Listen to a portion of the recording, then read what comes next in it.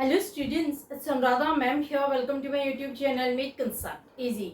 आज के video lecture में क्लास 12 अकाउंटेंसी की second book accounting for company start कर रही हूँ, जिसकी वेटेज आपके सीबीएसई एग्जाम में 24 मार्क्स की है।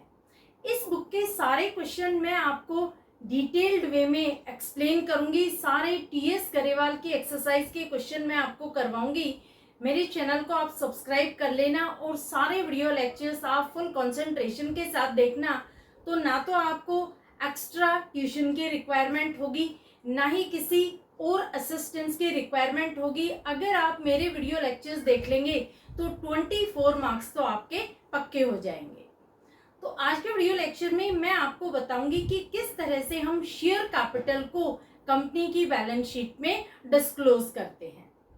देखो, सबसे पहले मैं आपको बता रही हूँ कि शेयर कैपिटल को अकाउंटिंग पॉइंट ऑफ व्यू से कितनी कैटेगरीज में डिवाइड किया जाता है और किस तरह से हम बैलेंस शीट में शेयर कैपिटल को डिस्क्लोज करते हैं।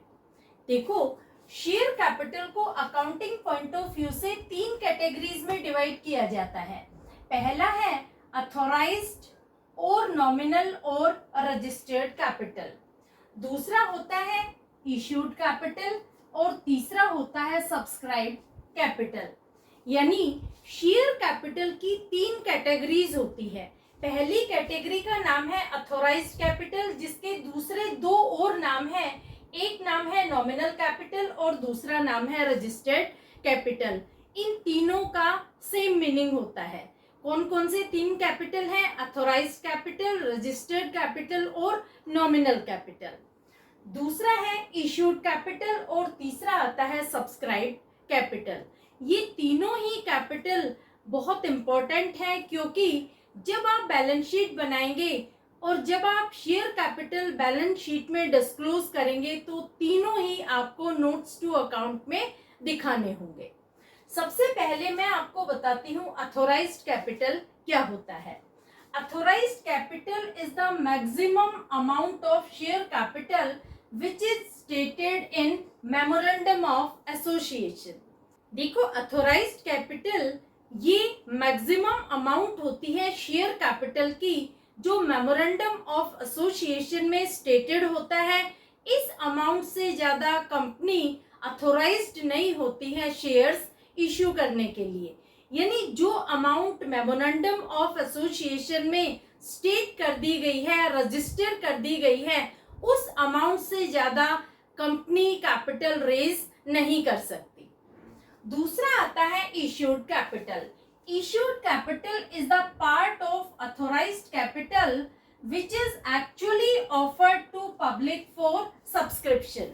इश्यूड कैपिटल क्या होता है?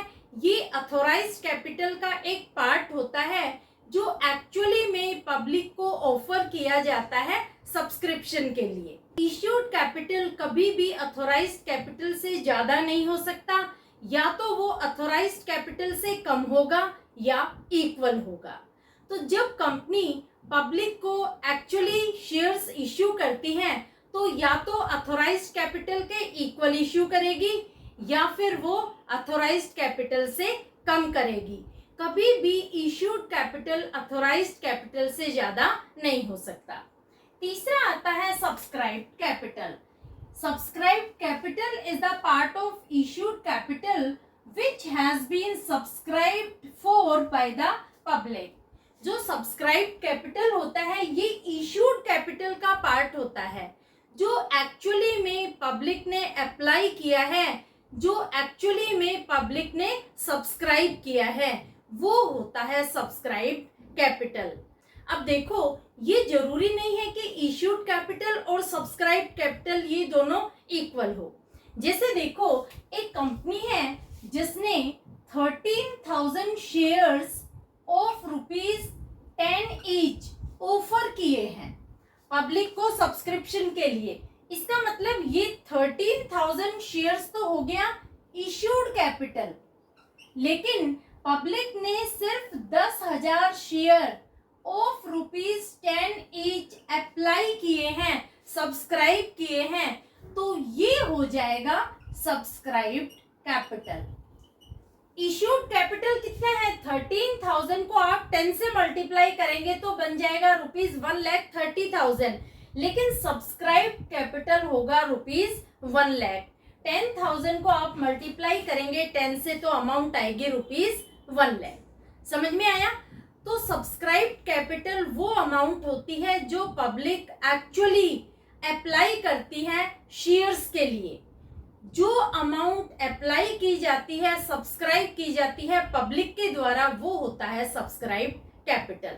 अब देखो, जब आप कैलकुलेशन करेंगे तो जो सब्सक्राइब कैपिटल है यही मेन कैपिटल है, इसी में आपको कैलकुलेशन करनी होगी, क्योंकि जो अथोराइज्ड कैपिटल है ये आपको क्वेश्चन में गिवन होगा, इश्यूड कैपिटल है ये भी आपको क्वेश्चन में गिवन होगा, लेकिन आपको सब्सक्राइब कैपिटल कैलकुलेट करना होगा कि पब्लिक ने कितने शेयर्स के लिए अप्लाई किया है, कितनी अमाउंट एक्चुअली रिसीव हुई है।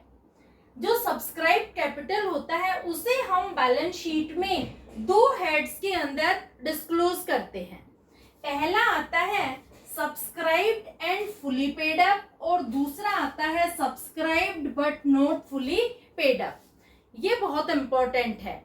देखो, जब आप बैलेंस शीट बनाएंगे तो नोट्स टू अकाउंट में आपको सब्सक्राइब कैपिटल में दो हेड्स के अंडर कैलकुलेशन करनी होगी, या तो subscribe and fully paid up या subscribe but not fully paid up, या दोनों ही हेड्स आप शो करेंगे शेयर कैपिटल को कैलकुलेट करने के लिए।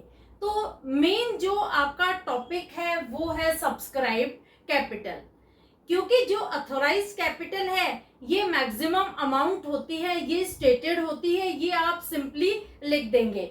इसी तरह से इश्यूड कैपिटल ये भी आप सिंपली लिख देंगे, लेकिन जो सब्सक्राइब कैपिटल है इसमें आपको कैलकुलेशन करनी होगी। तो मेजर दो हेड्स होते हैं सब्सक्राइब कैपिटल के, एक होता है subscribe and fully paid up, दूसरा है subscribe but not fully paid up.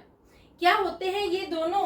पहले मैं आपको बता रही हूँ subscribed and fully paid up.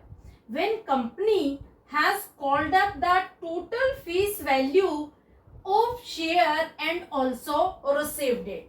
देखो, इसका मतलब क्या हुआ कि जब एक कंपनी शेयर की टोटल फेस वैल्यू के लिए, शेयर की एंटायर नॉमिनल वैल्यू के लिए कॉल करती है, और जो शेयर होल्डर्स हैं वो टोटल फेस वैल्यू की पेमेंट करते हैं, तो वो होता है subscribed and fully paid up. जैसे देखो, इसे एक एग्जांपल से एक्सप्लेन कर रही हूँ। X limited has issued 10,000 equity shares of ₹10 each. It has called ₹10 and also received the called amount. देखो, एक कंपनी है एक्स लिमिटेड जिसने 10,000 इक्विटी शेयर्स इश्यू किए हैं पब्लिक को सब्सक्रिप्शन के लिए। एक शेयर की वैल्यू है ₹10। जो एक शेयर की वैल्यू होती है उसे हम कहते हैं face value, nominal value. Company ने एंटायर फेस वैल्यू के लिए कॉल किया है। एंटायर फेस वैल्यू क्या है? ₹10, और कंपनी ने रिसीव भी की है कॉल्ड अमाउंट।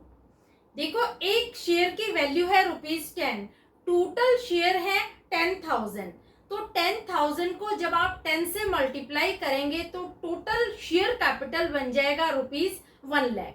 यानी कंपनी ने शेयर होल्डर्स से ₹1,00,000 के डिमांड की है, और शेयर होल्डर्स ने भी ₹1,00,000 की पेमेंट की है। तो ₹1,00,000 जो शेयर कैपिटल की अमाउंट कंपनी ने रिसीव की है उसे हम दिखाएंगे under head subscribed and fully paid up. समझ में आया?